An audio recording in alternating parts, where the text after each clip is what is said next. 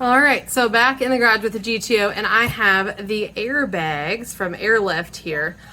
So they have a kit for the GTOs. However, with you when you install that, and basically that valve is on the top, you have to cut through the bump stop to get the lines to go through. So another alternative is to use the Airlift kit for the 95 Honda MPV van. You can actually install them sideways. So these are actually a 4x5 inch bag. The part number on these is 60759. So what I'm going to do is basically I went ahead and deflated them, put the cap back on so the air stays out of it. And I am basically putting it over, so this little bump here, I'm getting over one of the springs and then getting the top side in so that it installs sideways. Then I'm going to run some lines up through the trunk so that I can fill those easily. It is recommended that you install those with 2 separate lines. That way you can pump them up to different sizes if you need to. I know in my car, the driver's side tends to rub a little bit more.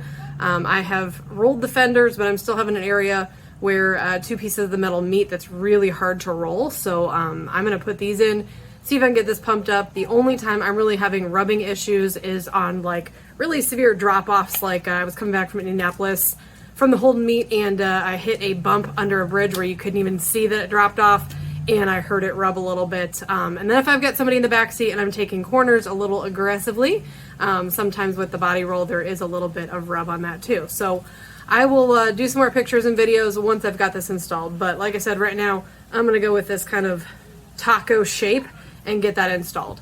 I'm going to put some WD-40 on it so it slides in easy, and then once I get everything hooked up, we will test it out.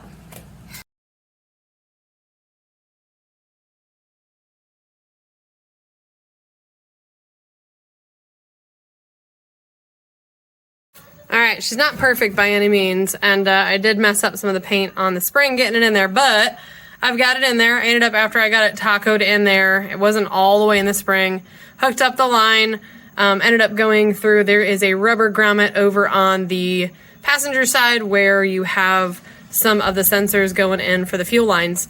Moved that grommet over, fed that wire through, or fed the hose through. So I've got 1 piece of hose hooked up all the way. I'm going to be running 2 separate hoses, so I just kind of got everything hooked up right now. Once I got it mostly in there, I just inflated a little bit and let the air out, moved it around, inflated a little bit, let the air out until I got it where I wanted it. So right now I've got those lines kind of feeding off to the side here. Definitely, I will recommend whatever you do, don't put it up through here when you're trying to inflate it, because it will go against that spring and then you're pretty much screwed. So just make sure that you have it coming through these here when you start inflating it. So kind of like that middle, not quite the top 2, but that middle one there. As you do that, kind of inflate, let it out to get it finagled. I'm going to rotate this around a little bit more, and then I'm going to make sure that this line is routed on this side of the shock. It does have to be about 8 inches away from the exhaust. My SLP exhaust is right there, so I'm probably going to have to zip tie this up to my lines up here. I'm probably going to go across the differential mount and go through to the other side into that grommet over there. So I will post some more pics up and videos up of that. Well, we're about halfway there. I got that one halfway in. Took a break to run some lines. I've got those hanging down, so I went in the trunk, cut where I need it to since I got the driver's side all routed up, and just fed that other hose through. So now I have to put one of these. These are like the bane of my existence. I don't know what it is, but I just have such a problem getting these on. So that's the next step. I just got to get this on, clamp it up, and then I'm going to do the whole fill it, let it out, fill it, let it out to get that finagled in there. So we're good to go. So driver side's all done and hosed up. The passenger side, here's what I'm working on now. So I got it about halfway in, got the lines run, got everything routed through the trunk, and I'm going to have a ton of line left on this side. So we will see what happens with that. I'll get that going. Okay, so we got both sides done. I've got the airbag in. This is the passenger side over here. This one I had a really hard time with. I don't know why. But I did not scratch the spring as much as I did on the driver's side, so that's a good thing. But I've got that little clampy guy there holding that hose down. I've got that routed through. I've just got to do some zip ties over here on these lines that are hanging down. I'm probably going to route that over the top where the speed sensor wire is, and then also in line with some of the fuel and brake lines back here. So I will get zip tying that up, and then I'm going to do a test drive. All right, so this is where I fed that line up. This is like right in front of the gas tank.